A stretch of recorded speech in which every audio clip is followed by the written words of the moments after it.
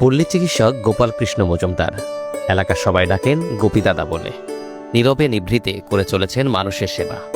আমাদের গুপি ডাক্তার, আমাদের স্বপন ডাক্তার, আমাদের নান্টু ডাক্তার, এই মানুষগুলোর ত্যাগ, এই মানুষগুলোর স্যাক্রিফাইসেস, এই মানুষগুলোর ডেডিকেশন অন্য লেভেলের। আমার নিজের অভিজ্ঞতা, আমি রাত্রে 1:30-2টায়ও স্বপন ডাক্তারকে ডাইকে আমি পাশে পাইছি এবং আমার বাবার চিকিৎসা করাইছি। এরকম অবস্থায় এই মানুষগুলোর জন্য সবাই দোয়া করবেন। এই মানুষগুলোর জন্য মন থেকে অনেক শ্রদ্ধা, অনেক ভালোবাসা রইল এবং এনটিভিকে অসংখ্য ধন্যবাদ এরকম একটা সুন্দর প্রতিবেদন করার জন্য। সকাল কিংবা গভীর রাত, অসহায় ও রোগাক্রান্ত মানুষের পাশে ছুটে যান সেবার ব্রত নিয়ে।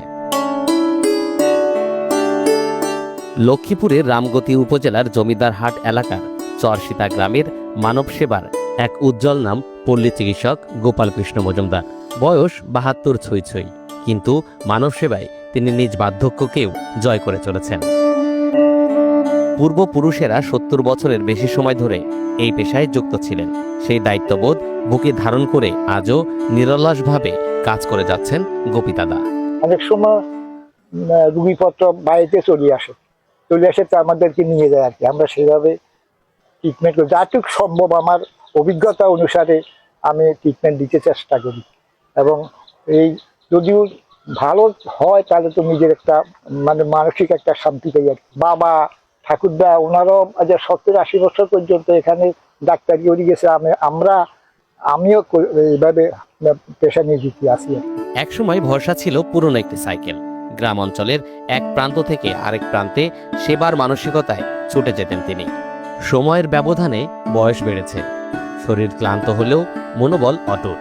কখনো হেঁটে, কখনো বা রিকশায়, কখনো কারো মোটর সাইকেলে চড়ে পৌঁছে যান রোগীদের দ্বারে দ্বারে।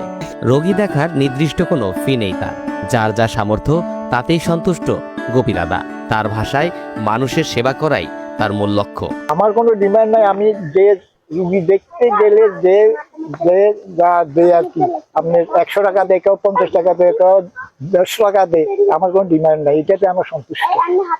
অনেক সময় আমাদের গ্রাম অঞ্চলে এখানে বিশেষভাবে বৃষ্টি বাদল, অনেক সময় এক এক সময় একটা রুগীপত্র আসে, যেমন 2টা বাজিয়ে 3টা বাজিয়ে। এখন যানবাহনও পাইতেছে না, অনেক সময় হাঁটিও যাইতে হয়। অনেক সময় হাঁটিয়ে যাই আমরা, একটা নির্ঘাত সত্য কথা, এটা হাঁটি গেছে। কিন্তু আমার বাবা ছিল, উনি সাইকেল ধরে যেত না। উনিও সব সময় আপনার 15-20-30 মাইল পর্যন্ত আমরা হাঁটি যাই। তারপর আমরা মানুষের জীবন সীমিত হলেও তার সৎকর্ম তাকে অমরত্ব এনে দেয়। মানুষ বেঁচে থাকে শুধু